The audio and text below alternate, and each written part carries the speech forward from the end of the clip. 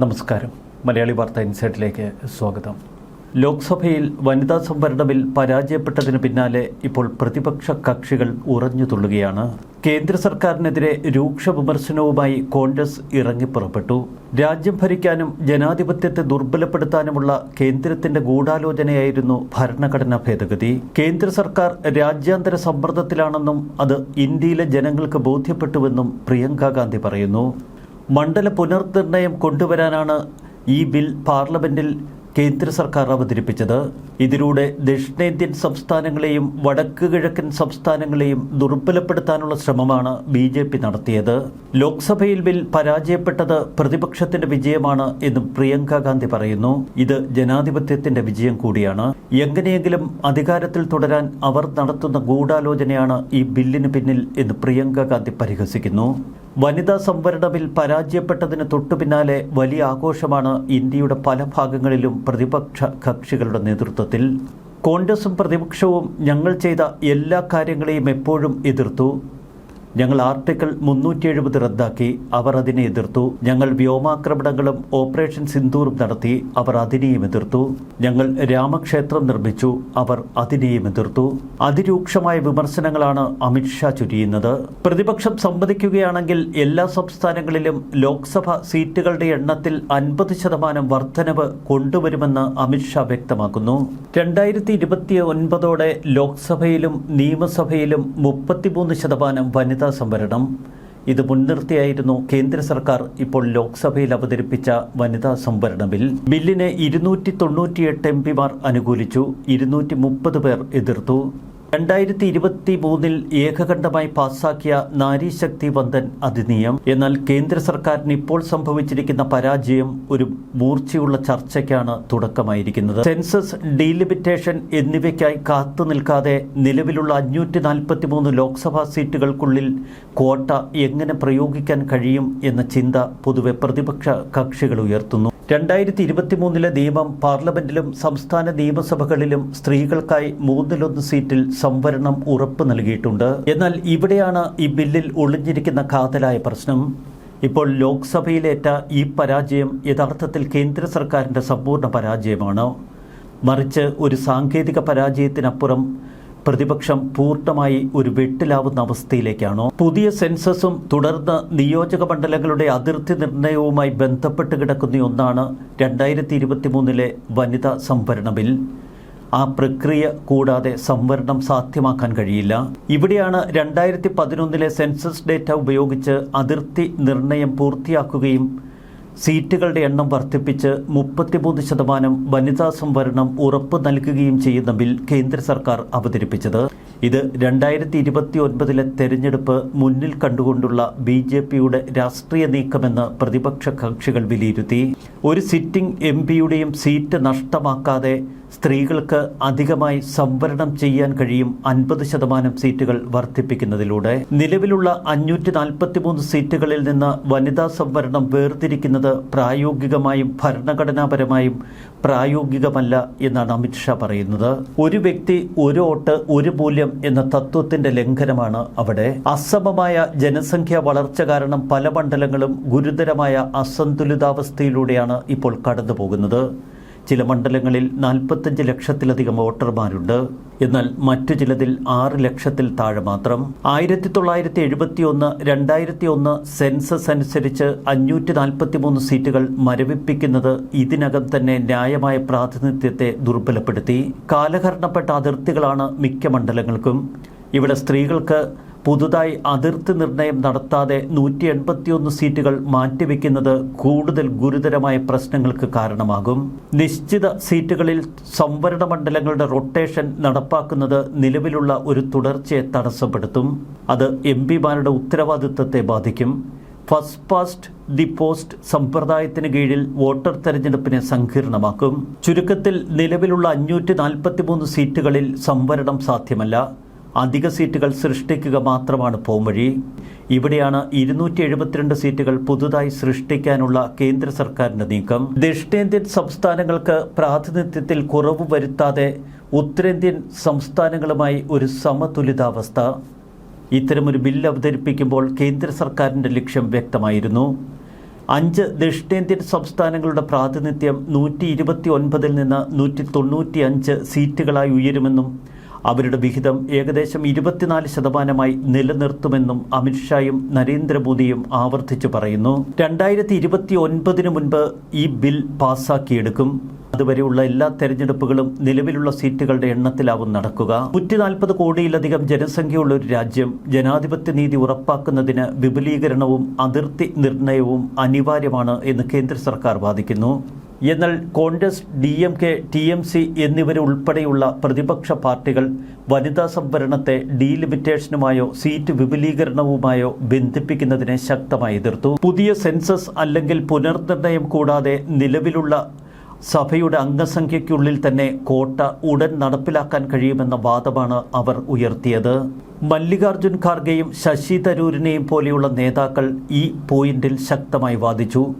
സംവരണത്തോടല്ല, മറിച്ച് അതിനെ ഡീലിമിറ്റേഷനുമായി ബന്ധിപ്പിക്കുന്നതിനോടാണ് ഞങ്ങളുടെ എതിർപ്പ്. ഭേദഗതി ബിൽ പരാജയപ്പെട്ടതോടെ 2023 യഥാർത്ഥ നിയമം നിയമപുസ്തകങ്ങളിൽ തന്നെ ഇനി തുടരും. അടുത്ത സെൻസസും ഡീലിമിറ്റേഷനും കഴിയുന്നതുവരെ ഈ ബിൽ നടപ്പിലാക്കാൻ കഴിയില്ല. എന്നാൽ 2034 ഈ ബില്ലിലെ വ്യവസ്ഥകൾ താനെ ഇന്ത്യയിൽ നടപ്പിലാകും. ഇപ്പോൾ ഇന്ത്യയിൽ കാണുന്നത് ഒരു വിഭാഗം മാധ്യമങ്ങളുടെയും ഒരു വിഭാഗം രാഷ്ട്രീയ പാർട്ടികളുടെയും ആഘോഷമാണ്. എന്നാൽ അതിലപ്പുറം ഇപ്പോൾ കേന്ദ്ര സർക്കാർ വിഭാവനം ചെയ്യുന്ന ആ നിയമം ഇന്ത്യയിൽ യാഥാർത്ഥ്യമാകും. ബിൽ പരാജയപ്പെടും എന്ന് അറിഞ്ഞുകൊണ്ട് തന്നെയാണ് കേന്ദ്ര സർക്കാർ ഈ ബിൽ പാർലമെന്റിൽ അവതരിപ്പിച്ചത്. ജനാധിപത്യം വിജയിച്ചു, മോദി സർക്കാർ തോറ്റു എന്ന് വീമ്പിളക്കുന്നവർ ഒരു കാര്യം യഥാർത്ഥത്തിൽ മനസ്സിലാക്കണം. ഇന്ത്യൻ ഭരണഘടനയുടെ അനുച്ഛേദം 82 പറയുന്ന ഒരു പ്രധാന പോയിന്റ്, ഓരോ സെൻസസ് കഴിയുമ്പോഴും ലോക്സഭാ മണ്ഡലങ്ങളുടെ അതിർത്തികൾ പുനർനിർണയിക്കണമെന്ന് ഈ അനുച്ഛേദം വ്യക്തമായി പറയുന്നുണ്ട്. അതിനായി പാർലമെന്റ് ഒരു പുനർനിർണയ നിയമം പാസാക്കണം. ഈ നിയമമനുസരിച്ച് രാഷ്ട്രപതി ഒരു ഡീലിമിറ്റേഷൻ കമ്മീഷനെ നിയമിക്കും. 1976 അടിയന്തരാവസ്ഥ കാലത്ത് ഇന്ദിരാഗാന്ധി സർക്കാർ കൊണ്ടുവന്ന ഒരു ഭേദഗതി 71 സെൻസസ് അടിസ്ഥാനമാക്കി മണ്ഡലങ്ങളുടെ എണ്ണം 2001 വരെ മരവിപ്പിക്കുന്നു.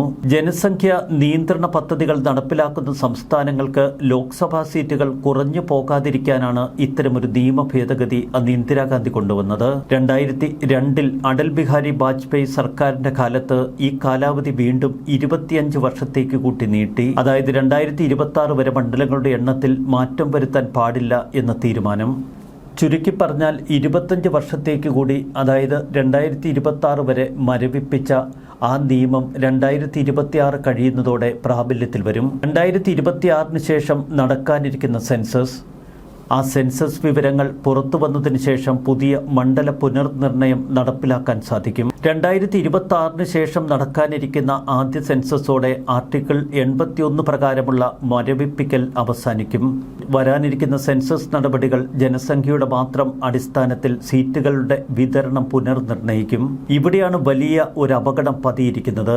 ദക്ഷിണേന്ത്യൻ സംസ്ഥാനങ്ങൾ, വടക്കു കിഴക്കൻ സംസ്ഥാനങ്ങൾ, മറ്റ് ചെറിയ സംസ്ഥാനങ്ങൾ എന്നിവയുടെ പ്രാതിനിധ്യത്തിൽ വലിയ ഇടിവുണ്ടാകാനിടവരും. ഇത്തരമൊരു സന്ദർഭത്തിലാണ് ദക്ഷിണേന്ത്യൻ, വടക്കു കിഴക്കൻ, ചെറിയ സംസ്ഥാനങ്ങളുടെ ശബ്ദം സംരക്ഷിക്കാനും ഒപ്പം സ്ത്രീകൾക്ക് 33% പ്രാതിനിധ്യം ഉറപ്പാക്കാനുമുള്ള NDAയുടെ ഈ നീക്കം. ഇപ്പോഴത്തെ കണക്കനുസരിച്ച് കേരളത്തിന് 30 MP ലഭിക്കേണ്ടതാണ്.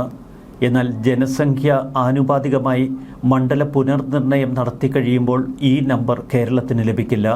പകരം പല ഉത്തരേന്ത്യൻ സംസ്ഥാനങ്ങൾക്കും അവരുടെ MP എണ്ണത്തിൽ വലിയ വർധനവ് കൈവരും. കേരളത്തിനും തമിഴ്നാട്ടിനുമൊക്കെ ഉള്ളതുകൂടി നഷ്ടപ്പെടുമെന്നർത്ഥം. ഉത്തരേന്ത്യൻ സംസ്ഥാനങ്ങളിൽ MP എണ്ണം കൂടും.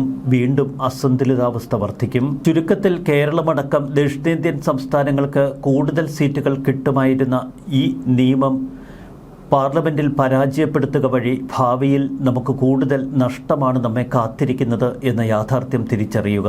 ഇവിടെയാണ് വനിതാ സംവരണ ബില്ലിൽ തോറ്റതാര് ജയിച്ചതാര് എന്ന ചോദ്യത്തിന് പ്രസക്തി വരുന്നത്. മോദി സർക്കാർ ലോക്സഭയിൽ പരാജയപ്പെട്ടു എന്ന് പ്രചരിപ്പിക്കുന്നവർ ഈ കാര്യം കൂടി ഒന്ന് പരിശോധിക്കണം. നിങ്ങൾ ആർക്കൊപ്പമാണ് എന്ന് ദക്ഷിണേന്ത്യൻ സംസ്ഥാനങ്ങളിൽ ഭരിക്കുന്ന പാർട്ടികളോട് നരേന്ദ്രമോദിയുടെ ചോദ്യം. ഒപ്പം ഇന്ത്യയിൽ ശക്തമായ വേരുകളുള്ള കോൺഗ്രസ് എന്ന പ്രതിപക്ഷ പാർട്ടിയോടും നരേന്ദ്രമോദി ചോദിക്കുന്നു, നിങ്ങൾ അവൾക്കൊപ്പമല്ലേ? NDA സഖ്യത്തിന്റെ ഒരു തന്ത്രപരമായ നീക്കമാണ് ഇന്ത്യ ഇപ്പോൾ കണ്ടത്. ആ തന്ത്രത്തിൽ പ്രതിപക്ഷ കക്ഷികൾ വീണു എന്ന് നമുക്ക് നിസ്സംശയം പറയാം. മോദിയല്ല, രാജ്യമാണ് പരാജയപ്പെട്ടത് എന്ന് NDA വിശദീകരിക്കുന്നു. രാജ്യത്തെ വനിതകൾക്കുള്ള തിരിച്ചടിയാണ് ഇപ്പോൾ പ്രതിപക്ഷം നൽകിയത് എന്ന പേരിൽ ഇപ്പോൾ NDA മുന്നണി വലിയ പ്രചരണം തുടങ്ങും. മോദിക്ക് മുൻപ് തന്നെ NDAയുടെ മുൻഗാമി സർക്കാർ ഈ ബില്ലിന്റെ പേരിൽ പരാജയപ്പെട്ടിട്ടുണ്ട്. ഒന്നല്ല 4 വട്ടം. BJP NDA സർക്കാർ, അതും സാക്ഷാൽ അടൽ ബിഹാരി വാജ്പേയി സർക്കാർ വനിതാ ബിൽ പാർലമെന്റിൽ 4 വട്ടം അവതരിപ്പിച്ച് പരാജയപ്പെട്ടു. 3-2 ഭൂരിപക്ഷമില്ലാതിരുന്നിട്ടും പ്രതിപക്ഷം ഈ ബില്ലിനെ എതിർക്കുമെന്നറിഞ്ഞിട്ടും 2 പ്രധാന സംസ്ഥാനങ്ങളിൽ തെരഞ്ഞെടുപ്പ് നടക്കുന്നുവെന്നറിഞ്ഞിട്ടും മോദി ഈ ബിൽ പാർലമെന്റിൽ അവതരിപ്പിച്ചു എങ്കിൽ NDA പലതും മാനത്ത് കാണുന്നുണ്ട്. ചാണക്യനമ്പരക്കുന്ന രാഷ്ട്രീയ തന്ത്രമെന്നാണ് പ്രിയങ്ക ഗാന്ധി അമിത്ഷായെ ഈ ബില്ലിന്റെ പേരിൽ പരിഹസിച്ചത്. BJP തിരിച്ചു പറയുന്നതിങ്ങനെ, ഇന്ദിരാഗാന്ധിയുടെ മൂക്കേ ഉള്ളൂ, രാഷ്ട്രീയ ക്രാണശക്തി പ്രിയങ്ക ഗാന്ധിക്കില്ല. വനിതാ സംവരണ ബിൽ പാസ്സാക്കുന്നത് തടയുന്ന രാഷ്ട്രീയം പോലെ തന്നെ മറ്റൊരു രാഷ്ട്രീയവുമുണ്ട്, അത് അവതരിപ്പിക്കുന്നതിൻ്റെ രാഷ്ട്രീയം. 30 വർഷം പിന്നിട്ട ഈ ബിൽ ഈ വർഷം അവതരിപ്പിക്കാൻ മോദി തീരുമാനിച്ചുവെങ്കിൽ അതിനു പിന്നിൽ ചില ചാണക്യ തന്ത്രങ്ങൾ തന്നെയാണ്. പ്രത്യേക സമ്മേളനം വിളിച്ചത് മോദി ഒറ്റയ്ക്ക് തീരുമാനിച്ചതുമല്ല. സർവകക്ഷി യോഗം വിളിച്ച് സർവ്വ പാർട്ടികളുടെയും അഭിപ്രായം ആരാഞ്ഞ് ബിൽ പാർലമെന്റിൽ അവതരിപ്പിക്കുന്നു. അപ്പോഴൊന്നും എന്തുകൊണ്ട് ഈ ബില്ലിന്റെ പിന്നിലുള്ള അപകടം പ്രതിപക്ഷ കക്ഷികൾ മനസ്സിലാക്കിയില്ല. ചുരുക്കത്തിൽ ഇപ്പോൾ തോൽപ്പിക്കപ്പെട്ടത് വനിതകളുടെ സഭാ പ്രവേശന അവകാശമാണ്. കനിമൊഴിയെപ്പോലുള്ള സ്ത്രീ പുരുഷ തുല്യതയ്ക്ക് വേണ്ടി വാദിക്കുന്നവർ ശരിക്കും തോറ്റുപോയില്ലേ എന്ന് BJP നേതാക്കൾ ചോദിച്ചാൽ എന്തുത്തരം പറയും? ഇവിടെയാണ് തോറ്റ BJPയും NDAയും ഒക്കെ ബംഗാളിൽ വ്യക്തമായൊരു പ്രചരണത്തിന് ഇനി ഇറങ്ങുന്നത്. ദുർഗയെ രാഷ്ട്രീയവും മതവും മാറ്റിവെച്ച് ആരാധിക്കുകയും ആദരിക്കുകയും ചെയ്യുന്ന ബംഗാളിൽ, സ്ത്രീകളെല്ലാം മാ ദുർഗയായി കാണുന്ന ബംഗാളിൽ, വനിത മുഖ്യമന്ത്രി നയിക്കുന്ന ബംഗാളിൽ BJP തങ്ങളുടെ പുതിയ പ്രചരണായുധം പുറത്തെടുക്കും. തായിയായി അമ്മയായി വനിതകളെ കാണുന്ന തമിഴ്നാട്ടിലും BJP ഈ പുതിയ പ്രചരണ തന്ത്രമായിരിക്കും പുറത്തെടുക്കുക. ചുരുക്കത്തിൽ മമതാ ബാനർജി ഇനി വിശദീകരിക്കാൻ പാടുപെടും. ജയലളിതയെപ്പോലെ വനിതകളുടെ ഭരണകാലം കണ്ട തമിഴ്നാടും ഇനി പ്രതിപക്ഷ പാർട്ടികളോട് ചോദിക്കും, എന്തുകൊണ്ട് നിങ്ങൾ വനിതാ സംവരണ ബിൽ പരാജയപ്പെടുത്തി? ചുരുക്കത്തിൽ BJPക്കും NDAയ്ക്കുമൊക്കെ ഈ ബിൽ അവതരണം എന്തു സംഭവിച്ചാലും നേട്ടം എന്ന നിലയിലായിരുന്നു. അതവർ കൊയ്തെടുക്കുമോ എന്ന ഭയം പ്രതിപക്ഷത്തിനുമുണ്ട്. ചുരുക്കത്തിൽ ഒന്നു മാത്രം, മോദിക്കോ അമിത്ഷായ്ക്കോ NDAയ്ക്കോ കണക്കുകൂട്ടൽ തെറ്റി എന്ന് നമുക്ക് പറഞ്ഞു വയ്ക്കാൻ കഴിയില്ല. പകരം അവരുടെ ചാണക്യതന്ത്രത്തിൽ പ്രതിപക്ഷം വീണു എന്ന് മാത്രം. ഇന്നു മുതൽ രാജ്യത്ത് വലിയൊരു തെരഞ്ഞെടുപ്പ് പ്രചരണ വിഷയമാണ് മോദിയും NDAയും ഇന്ത്യക്ക് നൽകിയത്. 33% വനിതാ സംവരണം. അത് പാസ്സാക്കുന്നതിന് പ്രതിപക്ഷ കക്ഷികളാണ് ഉടക്ക് വെച്ചത്, ചെക്ക് വെച്ചത്. ന്യൂസ് ഡെസ്ക് മലയാളി വാർത്ത ഇൻസൈഡ്.